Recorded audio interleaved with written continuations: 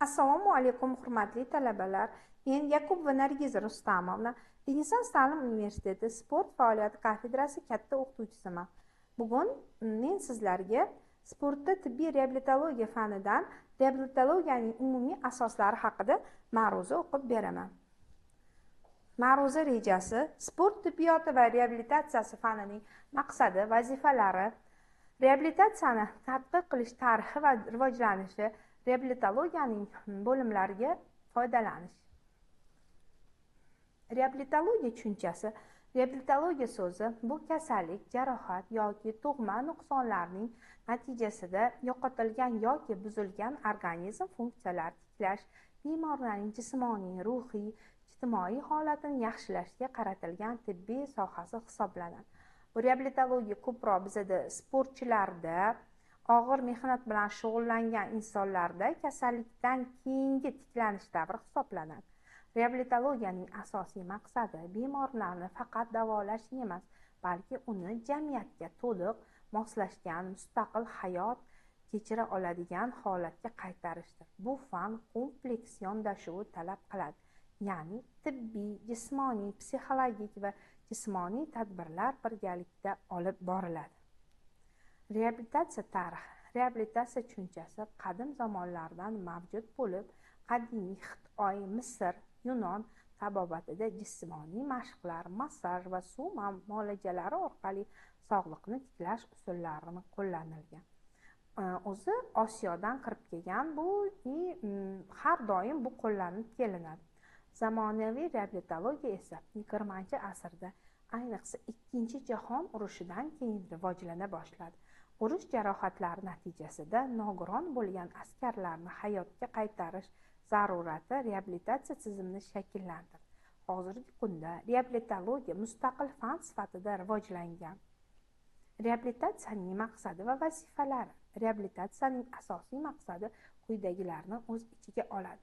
Yo'qotilgan funksiyalarni maksimal darajada tiklash, nogironlik darajasini kamaytirish, bemorlarning mustaqilligini oshirish, hayot sifatini yaxshilash, jamiyatga moslashishni ta'minlaydi.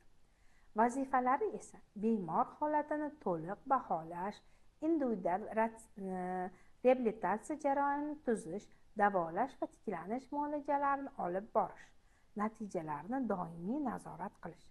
Har doim tiklanayotgan bemorning natijalarini nazorat qilishimiz kerak. Biz sport murabbiysi bo'lib ishlaymiz va bizga kasalxonalardan davolangan bemorlar kelsa, hurmatli sport murabbiylari, reabilitatsiyani siz o'tkazishingiz mumkin. Reabilitatsiya tamoyillari. Reabilitatsiya quyidagi asosiy tamoyillarga asoslanadi. Uzviylik. Reabilitatsiya davolanishning ilk kunlaridan boshlanishi kerak. Individuallik. Har bir bemor uchun alohida shaxsiy reja tuziladi. Kompleksistlik. Tibbiy, jismoniy, psixologik, ijtimoiy choralar birgalikda olib boriladi. Chunki biz psixologiyani to'g'irlamasak, jismoniy choralarni qilsak foydasi yo'q. O'shaning uchun biz 3 yoqlama davolash choralarini olib boramiz, hurmatli talabalar.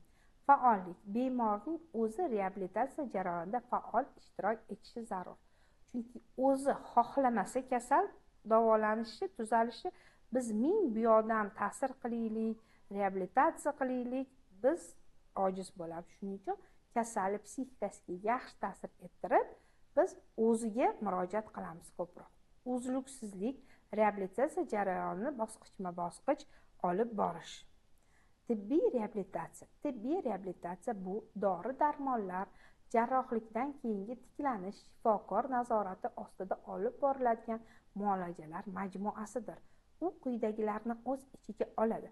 Farmakoterapiya, dorilar bilan davolash, operatsiyadan keyin tiklanish, asoratlarning oldini olish, og'riqni kamaytirish hisoblanadi. Jismoniy reabilitatsiya. Jismoniy reabilitatsiya harakat funksiyalarini tiklashga qaratilgan bo'lib, eng muhim yo'nalishlardan biridir. Asosiy vositalar davolashchi jismoniy tarbiya, LFK. Bu degani LFK mashqlar har bir poliklinikada, davolash muassasalarida, больницаlarda, sanatoriyalarda LFK, lechebniy fizkultura kabinetlari mujassam. Massaj, kinezoterapiya, harakat bilan davolash, mexoterapiya, trenajyorlar yordamida. Bu usullar mushak kuchini oshirish, bo'g'im harakatlarini yaxshilash va koordinatsiyani tiklashga yordam beradi. Fizioterapiya tabiiy va sun'iy fizik omillar yordamida davolash usulidir. Asosiy turlari elektroterapiya, magnetterapiya, ultratovush terapiyasi, issiqlik va sog'liq muolajalari, lazer terapiyalari. Fizioterapiya og'riqni kamaytirish, qon aylanishini yaxshilaydi va to'qimalarni tiklanishini tezlashtiradi. Asosan har bir kasallikdan keyin bolajonlar asosan fizioterapiya mashqlarini, muolajalarini обязательно qilishimiz kerak. Bu bizga organizmimizni yaxshi ishlashiga, qon aylanishini yaxshilanishiga, organizmda turli xil tiqinlar to'planib qolmasligiga yordam beradi. Psixologik reabilitatsiya. Psixologik reabilitatsiya bemorning ruhiy holatini tiklashga qaratilgan. Kasallik va nogironlik bemorda depressiya, qo'rquv va stress keltirib chiqarishi mumkin. Asosiy vazifalari stressni kamaytirish, motivatsiyani oshirish, o'ziga bo'lgan ishonchni tiklash, moslashuv jarayonini yengillashtirishdir. Biz hozirgi davrda asosan ko'proq motivatorlar ko'payib ketgan davrda biz yashayapmiz. Bolajonlar, biz har bir bizni ertaga keladigan kichkinagina o'quvchilarimizga tavsiyalarimiz stressni kamaytiramiz, misol uchun chiroyli muomalada bo'lamiz, motivatsiyani oshiramiz, o'ziga bo'lgan ishonchni kuchaytiramiz. Albatta, u hali yosh murg'ak go'dak, chempion bo'lishiga ancha bo'lsa ham, sen albatta chempion bo'lasan degan so'zni ko'p ishlatishimiz kerak. Reabilitologiya bu kompleks, uzluksiz va individual yondashuv talab qilinadigan muhim tibbiyot sohasi. U bemorning sog'lig'ini tiklash bilan birga uni jamiyatga to'liq qaytarishga xizmat qiladigan chuqur o'ylab chiqilgan bu kasb hisoblanadi. Bizda hozir misol uchun reabilitologiya bo'yicha ishlaydigan juda ko'p mutaxassislarimiz bor.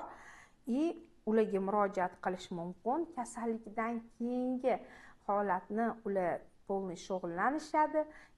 Biz sportsmenlar bu, men aytganimdek, yarim shifokor, yarim doktor hisobi.